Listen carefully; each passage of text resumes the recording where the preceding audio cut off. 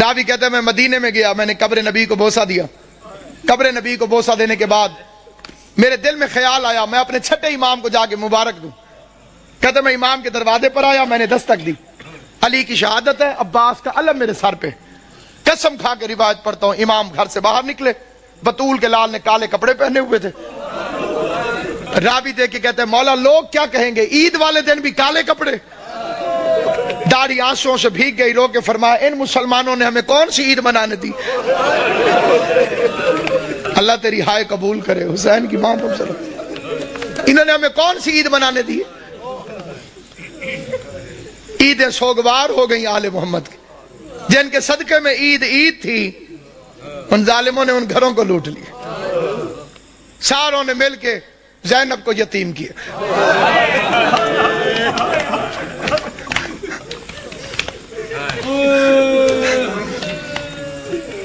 شریف امام۔ تو بعد میں پتہ چلا ایک گھر سے رونے کی آواز آئی، حسن حسین اس گھر کے اندر چلے گئے علی کی شہادت کے بعد۔ دیکھا ایک اندھا بیٹھا ہوا ہے، نہ ہاتھ ہے نہ پاؤں۔ حسن پوچھتے ہیں بھوک لگی ہے؟ کہتے لگی ہے لیکن رویا اس لیے نہیں۔ حسین پوچھتے ہیں پیاس لگی ہے؟ کہتے بہت لگی ہے لیکن رویا اس لیے نہیں۔ حسن حسین پوچھتے ہیں پھر رونے کی وجہ؟ کہتے اللہ کرے وہ خیریت سے ہو۔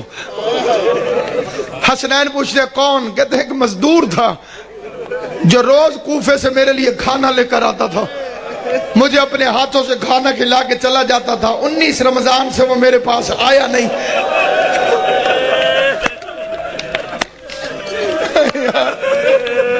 ہائے یا علی، ہائے یا آواز صرف مزدور نہیں، امیر المومنین تھا، ہمارا بابا تھا علی ابن ابی طالب۔ ہم یتیم ہو گئے، آج کے بعد تجھے حسن کھانا کھلائے گا۔ رات کے وقت راشن اٹھا کے لوگوں کے گھروں میں پہنچانے والا امیر، بادشاہ دین و دنیا امیر۔ فخر مجھ پر زکوٰۃ کبھی واجب نہیں ہوئی، علی وہ امام ہے جس پر زکوٰۃ کبھی واجب نہیں۔ مطلب پتہ، زکوٰۃ اس پر واجب ہوتی ہے جو مال کو جمع کر کے رکھے۔ جس نے کبھی اپنے پاس مال جمع کر کے رکھا ہی نہ ہو، خدا کی راہ میں خرچ کر دیتا ہو، اس پر زکوٰۃ کہاں سے واجب؟ جو جانوروں کے لیے بھی وصیت کرے، گورنروں کو خط لکھا میرے مولا نے، ایک لمبا راستہ ہو لیکن اس میں پانی اور گھاس ملتا ہو، ایک شارٹ کٹ ہو لیکن اس میں پانی اور گھاس نہ ہو، تو خبردار لمبے راستے کے خوف سے جانوروں کو اذیت نہ دینا، لمبے راستے سے آنا تاکہ جانوروں کو پانی بھی ملتا رہے اور کھانے کو بھی دعوی ملتی۔ کالی رات تو فرمایا تھا یہ بطخیں میرا نوحہ کر رہی، بطخوں نے اپنی چونچوں میں مولا کی ابا لے لی تھی، یہ میرا نوحہ پڑھ رہی، میرا نوحہ پڑھ رہی۔ کبھی بطخیں کسی مقام پر شور مچائیں تو پریشان نہ ہونا، اس لحاظ سے ان کی عزت کر لینا کہ یہ علی کے گھر میں پلتی، اور اسی طرح شور مچا کے روئی تھی حیدر کرار کے لیے۔ فرمایا حسن انہیں پانی پلا سکو، کھانا کھلا سکو، دانا چگوا سکو تو رکھنا، ورنہ انہیں آزاد کر دینا۔ میں ایک مرتبہ فکرہ کہتا ہوں، بے غیرت زمانہ جو علی جس کوفے میں بطخوں کو بھی پیاسا برداشت نہیں کرتا تھا، اسی شہر میں اس کی پوتی سکینہ حسرت سے مسلمانوں کو دیکھتی رہی کہ کوئی ہے جو مجھے محمد کے رشتہ داری کی وجہ سے پانی کا گھونٹ ملے۔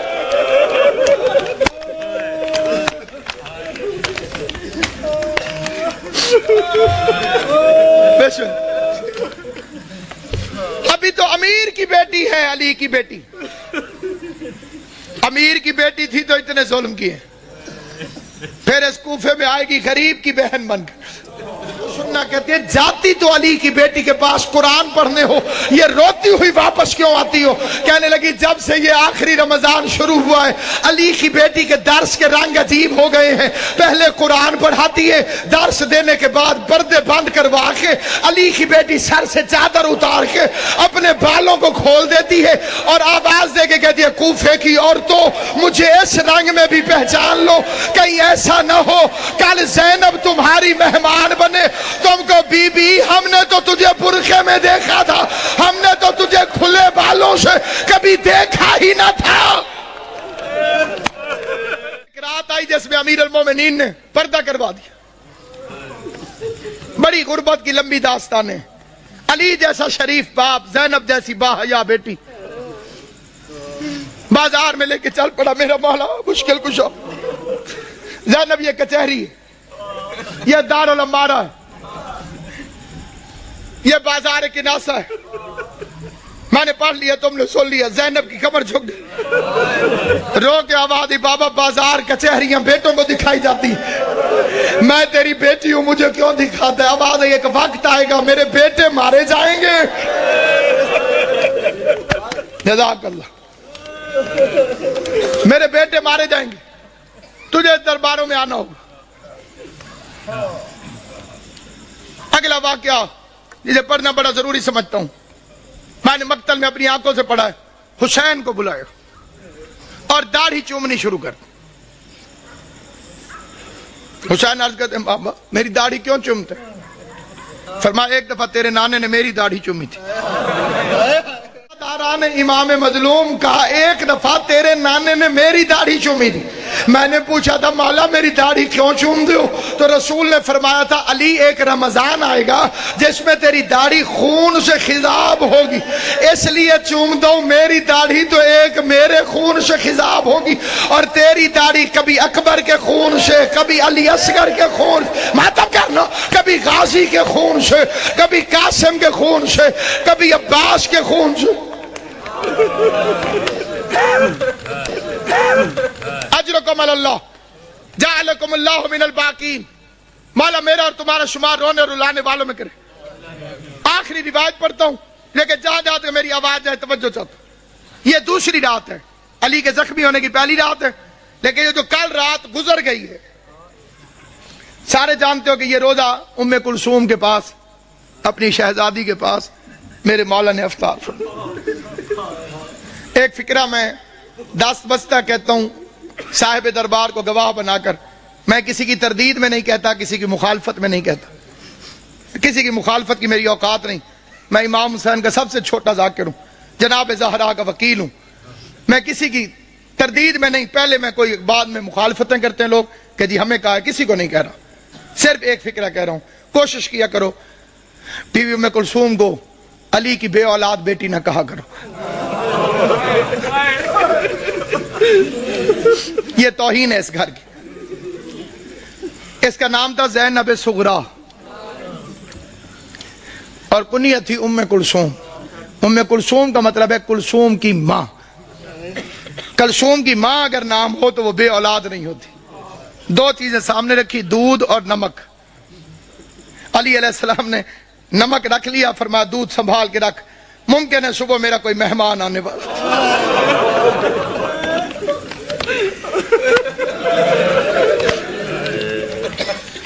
ممکن ہے صبح میرا کوئی مہمان, انہیں شربت پلانا پڑے. ہائے کر لو گے جو تمہاری اپنی مرضی ہے. میں بڑا رویا تھا جب میں نے یہ روایت پڑھی تھی. ساری اولاد کھڑی تھی علی کی. جب زخمی ہوا نا میرا مولا, ساری اولاد کھڑی تھی. ایک ایک کا چہرہ دیکھتے دیکھتے علی کی نظر عباس پہ رکی. عباس میرے قاتل کو شربت پلاؤ.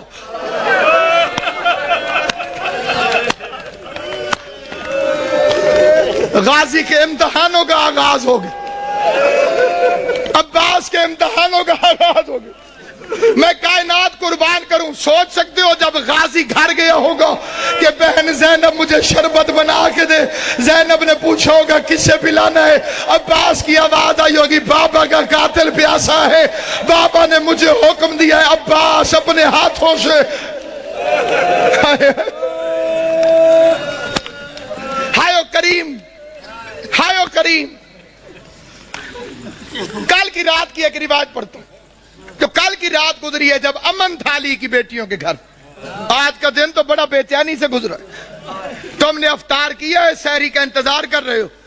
علی کی بیٹیاں بس نمک چکھ لیتی تھی, روزہ ہو جاتا, نہ روزہ چھوڑ سکتی تھی نہ بابا کا غم چھوڑ سکتی. فکرہ پڑھتا ہوں میں فکرہ، لیکن اس فکرے پر کوشش کرنا کہ تمہارے آنسو آ جائیں، آنسو نہ آئے تو ہائے ضرور کرنا۔ بھائی عمران شاہ جی میں نے مقتل میں پڑھا ہے، سارا دن برقعے کے اندر پردے کے پیچھے اپنے گھر میں باپ کو چھپ چھپ کے دیکھتی رہی۔ کوئی تو سمجھے گا میرا فکرہ۔ سارا دن بی بی زینب برقعے کے اندر پردے کے پیچھے، گھر کے اندر برقعے کے اندر پردے کے پیچھے، برقعے کے اندر پردے کے پیچھے۔ کبھی کبھی عباس سے پوچھ لیتی تھی بچ تو جائے گا میرا بابا، بچ تو جائے گا۔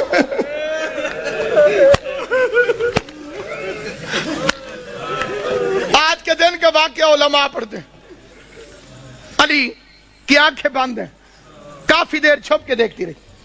عباس سے پوچھتی ہے آ جاؤں میں؟ عباس نے فرمایا اپنا گھر ہے، چار دیواری ہے، دروازے بند ہیں، آج۔ باپ کے سامنے آئی، کافی دیر علی کا چہرہ دیکھتی رہی۔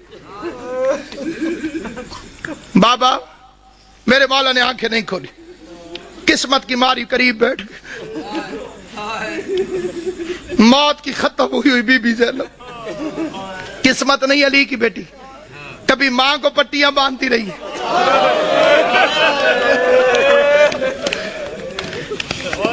باپ کا زخمی سر میری شہزادی نے اپنی جھولی میں رکھو۔ چہرے کو دیکھ کے ایک فکرہ کا دیکھ کے کہتی ہے بابا ساری زندگی تیری خواہش تھی میں تیرے سامنے آ کے باتیں کروں، بابا میں شرم کے مارے سامنے آ نہیں سکی، بابا پردیس میں مجھے جدائی نظر آ رہی ہے، آنکھیں کھول، میری خواہش ہے مجھ سے کچھ باتیں کر۔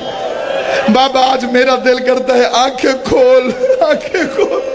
علی نے آنکھیں کھول کے جو فکرہ کہا ہے وہ فکرہ سنو گے، آنکھیں کھول کے کہو میری لائق بچی میری ایک آخری خواہش ہے پوری کرے گی۔ آواز دارین کا والی بابا تو حکم کر، زینب کی جان واری تجھ پر۔ آواز زینب ایک دفعہ مجھے صرف چل کے دکھا دے، تو چلتی کیسے؟ ادھر بی بی زینب نے چلنا شروع کیا۔ آواز حسن حسین بہن کا ہاتھ پکڑو، حسن حسین بہن کا ہاتھ پکڑو، چیخے مار مار کے میرا مولا حیدر کرار رویا۔ علی کے قریب آ کے حسن کہتے بابا چیخے مار کے کیوں روتے ہو؟ آواز روتا اس لیے ہوں جو علی جیسے باپ کے سامنے اپنے گھر کے اندر نہیں چل سکتی۔ 9 لاکھ شرابیوں کے مجمع میں شام کا بازار ہوگا، زینب عالیہ ہاتھوں میں ہتھکڑیاں، بال کھلے ہوئے، اور کائنات ختم کیوں نہ ہو گئی؟ بے غیرت شراب پی رہے تھے، ڈھول بجانے والے ڈھول بجا رہے تھے، آواز آتی تھی تماشا دیکھو حیدر کرار کی بیٹیاں۔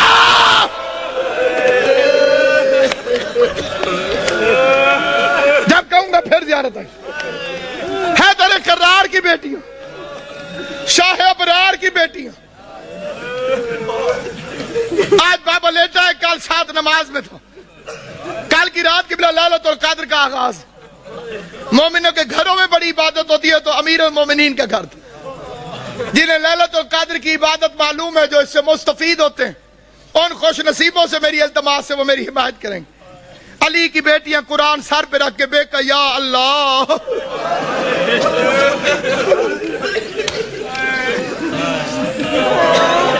ہائے علی، ہائے علی، بے کہ یا اللہ، بے کہ یا اللہ، کہ یا اللہ۔ یہ کس رات کی بات کر رہا ہوں؟ دوسری رات، یہ جڑی کل قبلہ جی گزر گئی ہے، جناب امام زمان تو بستہ رکھیں صحت، یہ جو گزر گئی ہے رات، یہ صبح علی کو ضربت لگی، عبادت ہو رہی لیلۃ القدر کی پہلی رات۔ اچانک علی کے دروازے پہ گھوڑوں کی ٹاپوں اور اسلحے کی جھنکار کی آواز آئی۔ گھوڑا چلے تو ٹاپوں کی آواز آتی ہے، تلوار نکلے تو آواز ہوتی ہے۔ آواز سننے کے بعد عباس نے مسلح چھوڑا، بجلی کی رفتار سے غازی دروازے تک پہنچا تھا، علی کی آواز عباس ٹھہر جاؤ۔ میں نے یہ 2 سال پہلے فکرہ پڑھا تھا لاہور میں، ایک سید نے ایک لفظ کہا تھا، وہ یہیں لکھا گیا، وہ بیچ میں سے کھڑا ہو گیا، اس نے کہا علامہ صاحب علی بھی عباس کو روکتا رہا۔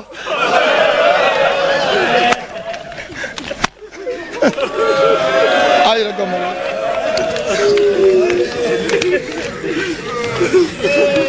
علی بھی عباس کو روک دو، غازی کو روک کر میرا مولا باہر نکلا۔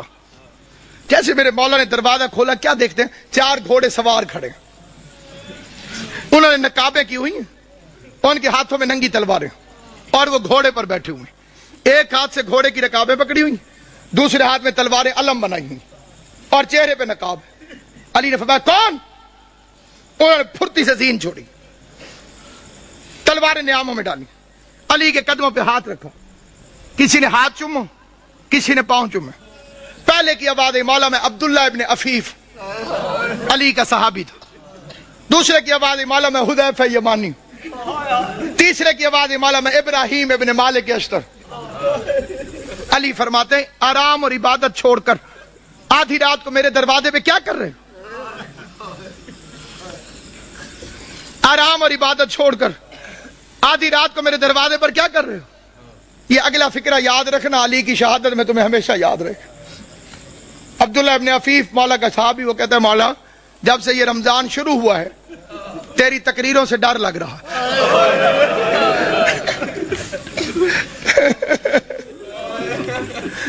मौला हमने पूछा खिजाब क्यों छोड़ दिया? आपने फरमाया आप ये दाढ़ी खून से खिजाब हो। मौला आपने मिंबर से पूछा आज रमजान की क्या तारीख है? हमने कहा मौला 18 हो गई। आपने फरमाया ज्यादा दिन गुजर गए, थोड़े रह गए। मौला इमाम हसन को वसीयत क्यों लिखवाई? मौला हमने तहैया किया है कि इमाम जमाना की जान को खतरा हो, हम पे आराम हराम है।